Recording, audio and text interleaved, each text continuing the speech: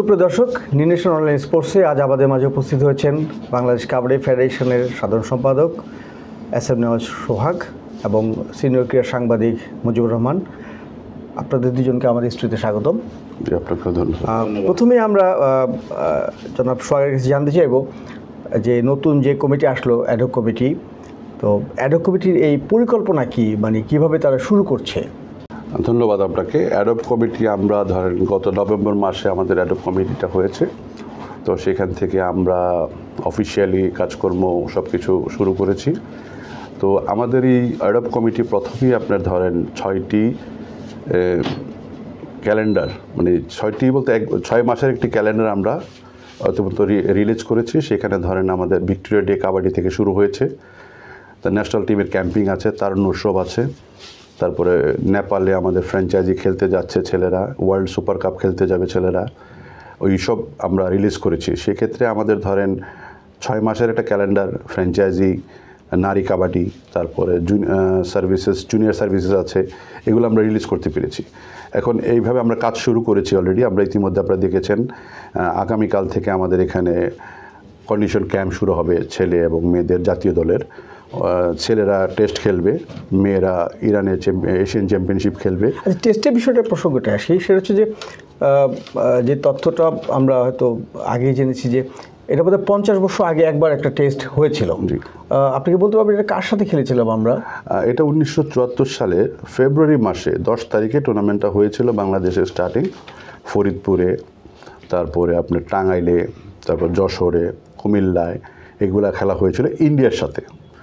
তো সেই পরে আবার ধরেন টিম হয়েছিল, পরবর্তী ইনভাইটেশন ছিল বাংলাদেশ থেকে যাবে, তো ওনারা 75, 76, 77 সালেও ট্রেনিং হয়েছিল, বাট আনফর্চুনেট টিম যেতে পারে নাই, টেস্ট আর হয় নাই।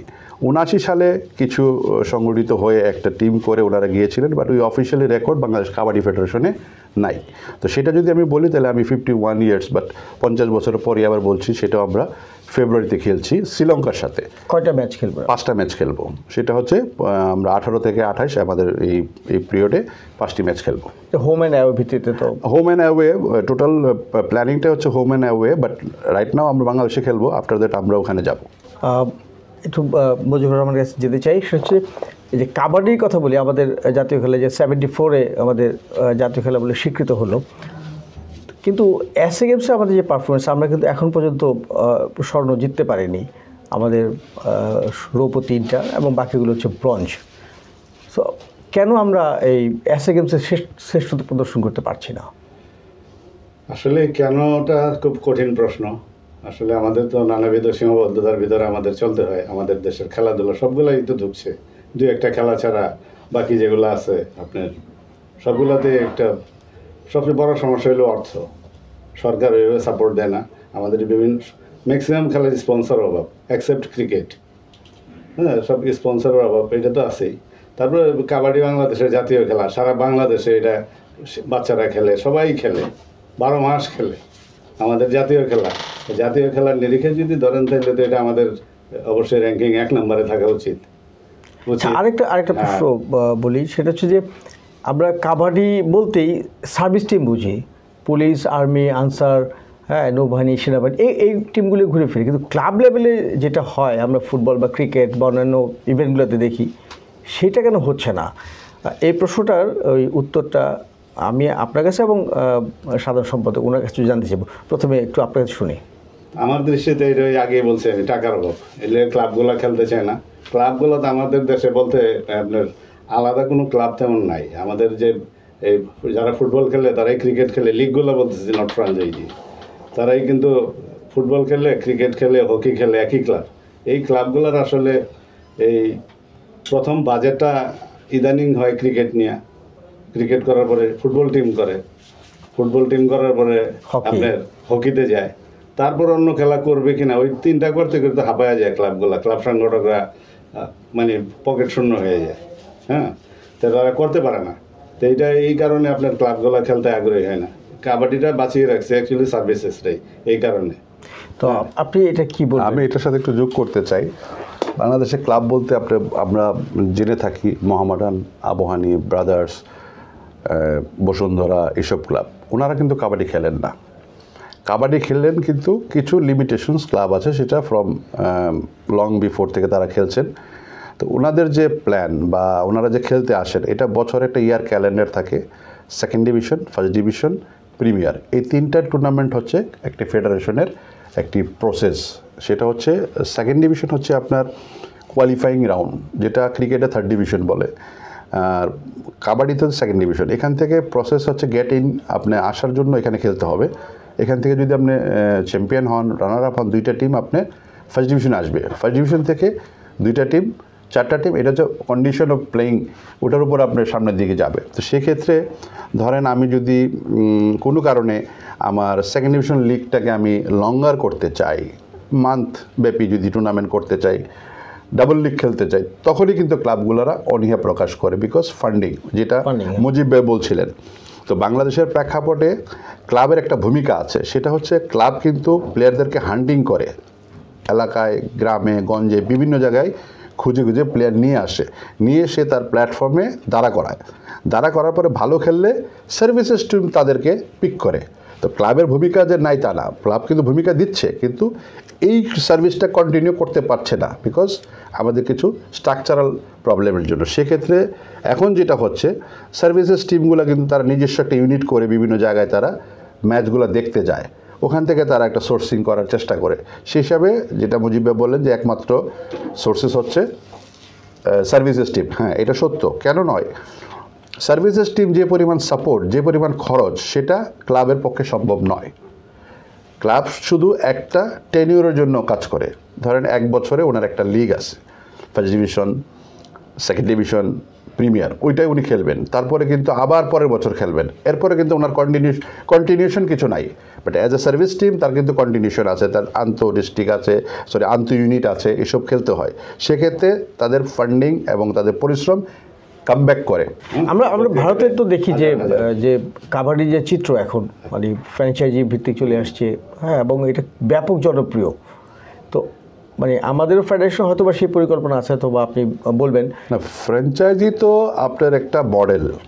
আপনি কাবাডি, হাডুডুর পোশাকীকরণের নাম হচ্ছে কাবাডি। কাবাডিকে কিন্তু আর কাস্টমাইজ করা হয়েছে, এরকম লাইট ম্যাট এভাবে খেলা হয়, এটা কিন্তু জাঁকজমক। বাংলাদেশেও আপনারা দেখছেন, আমি ইন্ডিয়ার মতো না, বাট ইন্ডিয়া কিন্তু স্টার্ট করেছে। তাদের বাজেট হচ্ছে প্রো কাবাডিতে মোর দেন 100 crore, 100 কোটি টাকার উপরে তারা বাজেট করে 3 মাসে। তো একটা আমাদের বাংলাদেশে একটা সব ফেডারেশন মিলে বাজেট হয় কত আমার জানা নাই।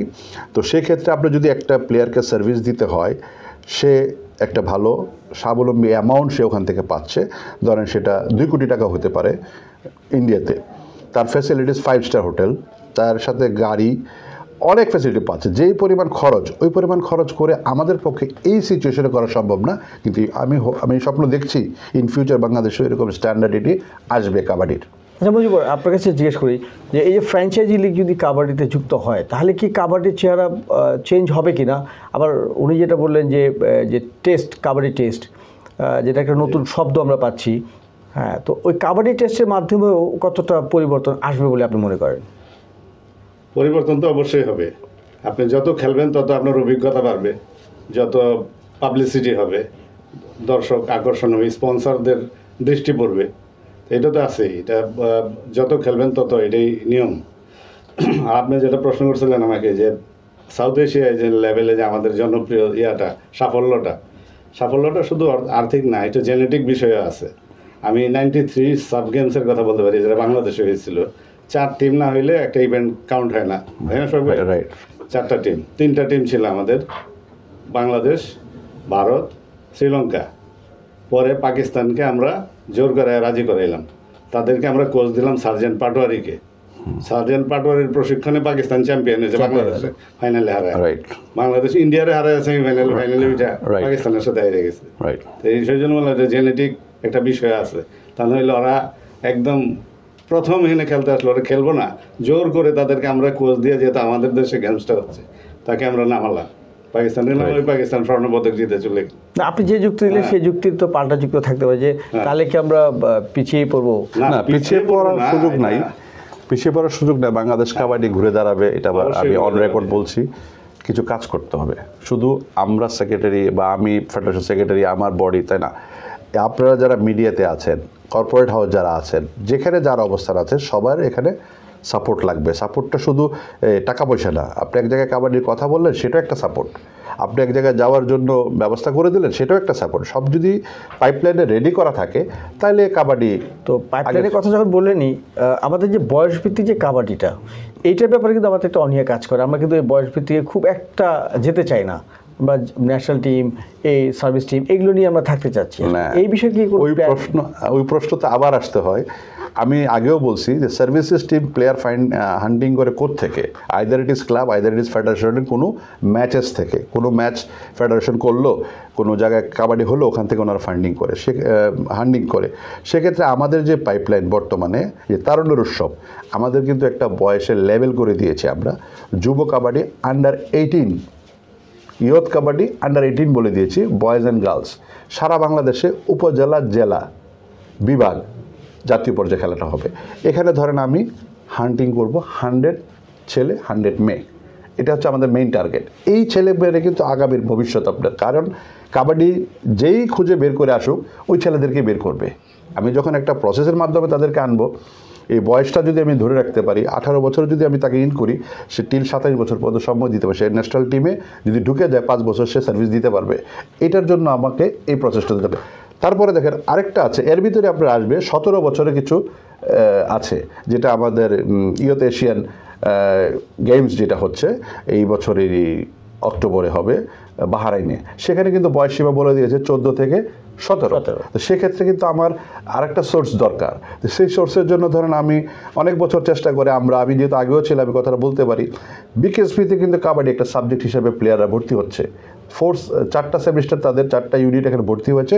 ওখানে স্টার্টিং হচ্ছে ক্লাস 7 থেকে। এখানের যে ছেলেরা আছে সেটা কিন্তু আমার পাইপলাইনের জন্য ভূমিকা রাখবে। এবং এই যে তারুণ্যের উৎসব, ওই বিকেএসপি টিম কিন্তু ওখানে ফাইনাল রাউন্ডে সরাসরি খেলবে, বিকজ তারা প্রতি বছর প্র্যাকটিস করছে। ওই প্র্যাকটিসের ফাঁক থেকে তারা এখানে এসে অটো খেলবে। তো এখানে আমাদের পাইপলাইন তৈরি করার সম্ভাবনা আছে। তো আমরা ওইভাবে চেষ্টা করতে চাই। এটার জন্য সবার সহযোগিতা লাগবে, সরকারের সহযোগিতা লাগবে। আমরা তো একটা প্ল্যান পলিসি করব, বাট সবার কি সহযোগিতা করলে। আরেকটা বিষয় সেটা হচ্ছে, আপনি জিজ্ঞেস করি তারপর সোহাগ আপনি উত্তর দেবেন। সেটা হচ্ছে যে জেলাভিত্তিক কাবাডির প্রচলনটা, যে জেলাভিত্তিক কাবাডিটা হয় কি না, বা ধরেন বিভাগওয়ারি কাবাডি হয় কি না। আমরা সব তো দেখি ঢাকা ভিত্তিক। না, এটা তো অনিয়মিত। আসলে এটা নিয়মিত করতে হবে। ওইখান থেকে তো আপনি প্লেয়ার আনবেন, তাই না? যে আমরা ক্রিকেটগুলো হয়, ইন্টার স্কুল হয়, ইন্টার ইউনিভার্সিটি হয়, এখন ফুটবলেও তাই হয়, হ্যাঁ, হকিতেও হয়, হ্যাঁ। অনিয়মিত হলে এগুলো হয়। কাবাডিতে এটা কম, চর্চাটা কম। এটা স্প্রেড করতে হবে। এটা স্প্রেড করলে অবশ্যই এটার জনপ্রিয়তা তো আছেই কাবাডির। তা নাহলে সারা বাংলাদেশে গ্রামে গঞ্জে ধান খেত জনপ্রিয়তা শীর্ষে। এইটা ঠিক যে কাবাডিটার কিন্তু টপ। এটা আমি বলবো যে কাবাডির এটা কাবাডির চেহারা বদলেছে। হ্যাঁ, জাতীয় খেলা তো ঘোষণা করা হয়েছে এটা দেখেই।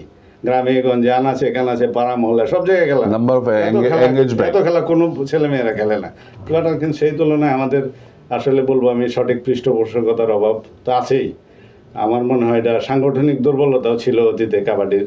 বর্তমানে ওনারা নতুন আসছেন, ওনাদের জন্য এটা বিরাট চ্যালেঞ্জ, এটা যে কাবাডিটাকে জনপ্রিয় করে তোলা। আমাদের জাতীয় খেলার একটা প্রেস্টিজ আছে, প্রেস্টিজটাকে আমরা যেন এটা পুনরুদ্ধার করতে পারি বা এটাকে প্রেস্টিজটাকে সমৃদ্ধ করতে পারি। আমরা এটা ওনাদের দিকে আমরা দেখতেছি কি করেন ওনারা, নতুন কমিটি। তা আমার প্রত্যাশা থাকবে যে ওনারা যারা আসছেন এখানে, ওনারা যেভাবেই আসুক, ওনারা সার্চ কমিটির মাধ্যমে নতুন কমিটি গঠিত হয়েছে, আসুক। এটা আমাদের তো যেভাবেই আসুক, নতুন কমিটির কাছে প্রত্যাশা থাকবে যেন ওনারা এই সঠিক নার্সিংয়ের মাধ্যমে, প্রচার, পাবলিসিটি, কম্পিটিশনের মাধ্যমে এই খেলাটাকে প্রকৃত জাতীয় খেলা হিসাবে যেন আমরা এটা আন্তর্জাতিক অঙ্গনে দেখতে পাই, আমরা সাফল্যটা পাই। এই আর প্রত্যাশাটা ওনার কাছে থাকবে। এই জায়গায় এই প্রত্যাশার প্রশ্নে যাওয়ার আগে একটা প্রশ্ন যেটা মুজিবুর রহমান করলেন, সেটা হচ্ছে সাংগঠনিক দুর্বলতার কথা বললেন আগের কমিটির ক্ষেত্রে। অতীতে যুগ ধরেই চলে আসছে। তো ওইরকম আমাকে একটু সময় দেন। এটা আমি দেখছি, এটা যখন মনির হোসেন সাহেব সেক্রেটারি ছিলেন, ওনার একটা স্পন্সর ছিল রুটি কোম্পানি। আমাদের প্রেস কনফারেন্সে গেলে সবাই একটা পাউরুটি ধরাই দিত, হ্যাঁ। স্পন্সর কি মনির ভাই প্রশ্ন করলে উনি বলতেন এই 5,000 টাকা 5,000 টাকাতে টুর্নামেন্ট করে ফেলে তো কী খেলা হবে, এটা তো ফানি গেম ছিল। ফানি গেম এখন সময়ের বিবর্তনে এটা একটা প্রক্রিয়ার মধ্যে আসছে সেই কারণে আমরা আশান্বিত হচ্ছি যে হয়তো আগামীতে আমরা ভালো কিছু প্রত্যাশা করবো কাবাডির কাছ থেকে, ভালো কিছু দেখতে পাবো, ভালো কিছু অর্জন করতে পারবো। এই যে সাংগঠনিক দুর্বলতার কথা আবারও আসিস হচ্ছে যে আপনি তো গত কমিটিতে জয়েন্ট সেক্রেটারি ছিলেন, এবার সেক্রেটারি, জানি না আপনি স্বীকার করবেন কি না। না আমি open, I am ready to answer anything, because আপনি সাংগঠনিক যোগ্যতা বলতেছেন, কাবাডি ফেডারেশন দুর্বলতার কথা বলছেন। দুর্বলতা বলছেন বা যোগ্যতা, দুটাই। কিছু লোক যোগ্য থাকলেই তো আসে, কিছু লোক যোগ্যতা না থাকলে সরে যায়, এটাই তো নিয়ম। বাংলাদেশ কাবাডি ফেডারেশনের যদি চিত্রটা দেখেন, কাবাডি ফেডারেশন কিন্তু আজকে ওই মনির ভাইয়ের নাম বলছে, নজরুল হোসেন সাহেবের নাম, ওনারা আসবেন, ওনারা কিন্তু পথ প্রদর্শক, কাবাডিকে কিন্তু একটা জায়গায় এনে দিয়ে গিয়েছেন ওনারা। হ্যাঁ, এটা পরিচিতিটা ওনারা দিয়েছেন। রুটি খাক, এটা অসুবিধা না, কিন্তু একটা জায়গায় কিন্তু এনে দিয়েছেন। আজকে আমরা একটা 6 তলা বিল্ডিংয়ে বসে এসি রুম অফিস করছি, এটার অবদান কিন্তু ওনাদের। কাবাডি ন্যাশনাল গেম, আমার পদক শূন্য হয়েছে আমি আসার আগে, এরকম না যে আমি এসে পদক নেব। আমি যদি এরকম বলি তো আমি তো গত 19 সালে আমি এশিয়ান জুনিয়র ওয়ার্ল্ড কাপে ব্রোঞ্জ নিয়ে আসছি, সেটা আমি বলতে চাই না। টোটাল সার্বিক কাবাডির উন্নয়নের কথা বলতে চাই, সাংগঠনিক যোগ্যতার কথা বলতে চাই। এটা সম্ভব, কিন্তু আমরা যেখান থেকে ছিটকে পড়ে গিয়েছি সেই জায়গাটা হচ্ছে ফাইন্যান্স। ধরেন আজকে মুজিব ভাই সিনিয়র মানুষ, এখানে উনি আছেন, ওনার অনেক খেলার রেকর্ড ওনার কাছে আছে। কোরিয়ার মতো একটা টিম, ওরা কাবাডি শব্দ উচ্চারণ করতে ওদের অনেক সময় লাগে, সেই টিমটা ওয়ার্ল্ড র্যাঙ্কিং 4-এ আছে। তা আপনি এটা চিন্তা করতে পারেন তারা কী পরিমাণ পয়সা তারা খরচ করেছে। পাকিস্তানের কথা তো সে 74-এর পরের ঘটনা, মুজিব ভাই এশিয়ান 93 সে ওইটাও বলে দিয়েছেন, পাটোরি সাহেব করেছেন, এটাও দেখে দিয়েছেন। তারপরে যদি আপনি সমসাময়িকভাবে আসেন, আজ থেকে 10 বছর আগে, 8 বছর আগে কোরিয়া টিমটা কোথায় চলে গিয়েছে, টোটালি ফাইন্যান্স। আপনি আমার দেশের খেলোয়াড়কে আপনি এখন যদি খেলতে বলেন, তাকে আপনি দিবেন 500 টাকা, 400 টাকা খরচ তার বাড়িতে, ফোন আসবে, বাজার লাগবে, এভাবে কাবাডি হবে না। আমি পাউরুটি প্রসঙ্গটা এই জন্য টানছিলাম যে পাউরুটি খেলা কাবাডি না, সেটা এইভাবে চলবে না। একটা সময় ছিল আমরা আল্লাহর দান টিপু সুলতান, আমাদের মাটির খেলা খেলে গেছি, ওরা বুঝতে বুঝতে আমরা মেডেল নিয়ে নিছি। এখন তারা বুঝে গেছে আমরা খেলতে হয়, টেকনিক জেনে গেছে, এখন আমরা তাদের কাছে পারি না। ওই টেকনিক শিখতে কিন্তু তার পয়সা খরচ হয়েছে, সে ভালো জায়গায় গিয়েছে, কোচিং করেছে, খেয়েছে, এনভায়রনমেন্ট করেছে, সে জিমে গিয়েছে, এই খরচগুলো হয়েছে, আমরা এটা করি নাই। তো সেক্ষেত্রে আমাদের এই জায়গাতেও কাজ করতে হবে। তাই নতুন যে কমিটি আসছে, তো আপনার মানে এই বিষয় বিশেষত আর্থিক বিষয়টাই প্রধান, তো এই বিষয়টা আপনারা কী কাজ করছেন এখন? আমার একটা চ্যালেঞ্জ ছিল, যখন আমি এখানে কাবাডিতে জয়েন করেছি as a official partner, 2017 20 September আমি একটা অফিসিয়াল পার্টনার হিসেবে অ্যাপয়েন্ট হয়েছি। ওই অ্যাপয়েন্টের পর থেকে আমি কাবাডিকে একটা প্রোডাক্ট বানানোর চেষ্টা করছি। আপনি জেনে দেখবেন যে কাবাডিতে একসময় 2 লাখ টাকা 3 লাখ টাকা দিয়ে স্পন্সরশিপ হতো। তো আমি এসে এটাকে একটা স্ট্যান্ডার্ডে নিয়ে আসছি, 10 লাখ টাকার নিচে কোনো স্পন্সরশিপ হবে না।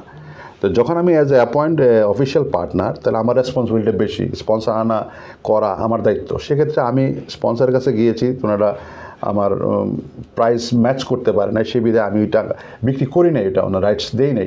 আমার কোম্পানি স্পন্সরশিপটা করছে, কিন্তু ভ্যালুটা আমি ওখানে রেখেছি, এটা আমি ড্রপ ডাউন করতে দেই নাই।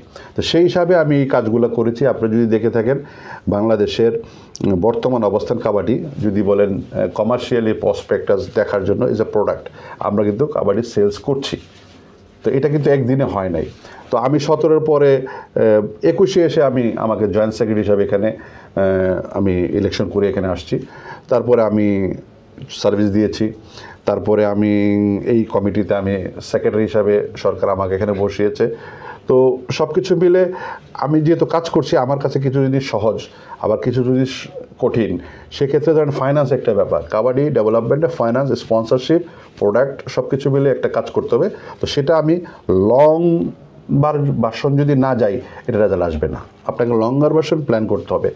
আপনার 26 এশিয়ান গেমস, আমাকে এখন থেকে এগুলো নিয়ে কাজ করতে হবে। কিন্তু আমরা তো ধরেন প্রেক্ষাপট ভিন্ন, আমাদের ধরেন টুর্নামেন্ট আছে 14টা, কোচেস ট্রেনিং, রেফারিজ ট্রেনিং, অনেক কিছু আছে। তো সব কিছু ম্যাচ করে একটা সলিউশন আসতে হবে, one umbrella under one umbrella একটা সলিউশন এসে এটাকে সেলস করে পয়সা দিয়ে নার্সিং করতে হবে, কোচেস ট্রেনিং, লঙ্গার বাসন ক্যাম্প, এটা হচ্ছে পলিসি। না এটা ঠিক যে আমরা এটা স্বীকার করতে হবে যে কাবাডির চেহারাটা পাল্টেছে, কাবাডির চেহারা পাল্টেছে। আমরা যেরকমভাবে কাবাডিটা দেখতাম আগে সেটা চেঞ্জ হয়েছে, তো কিন্তু প্রত্যাশার মাত্রা যেতে পারেনি।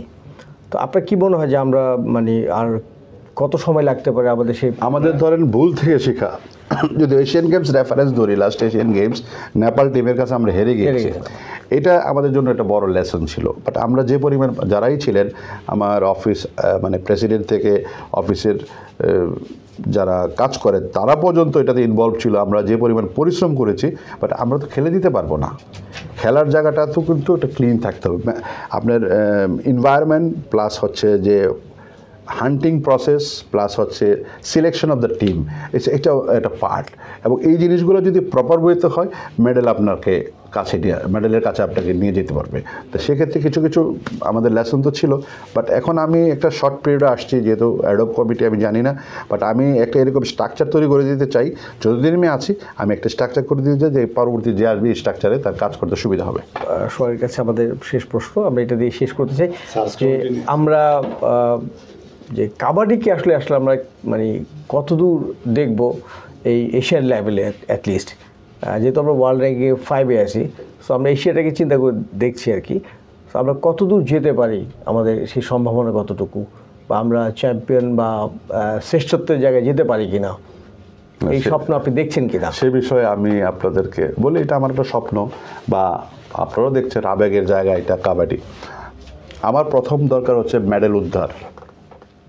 আমি যদি মেডেলটা উদ্ধার করতে পারি, যে মেডেলটা আমি পাই না, অনেক দিন ধরে আমি পাচ্ছি না, আমার মেডেলটা উদ্ধার করতে হবে। আপনি কি এসএ গেমসের কথা বলছেন? না, অল থ্রু আমি ওয়ার্ল্ড র্যাঙ্কিং বলছি। আমি যেখানে মেডেল আমার ছিল হারিয়েছি, সেই সব মেডেল পুনরুদ্ধার করতে হবে। Medal first priority. মেডেল পাওয়ার পরে আমরা অ্যানালাইজ করবো যে আমরা কত দূর যেতে পারবো। তো যখন মেডেল অ্যাচিভ করতে পারবো, তখনই কিন্তু আমরা ডিসিশন নিতে পারবো ইট ইজ সিলভার আর ইট ইজ গোল্ড।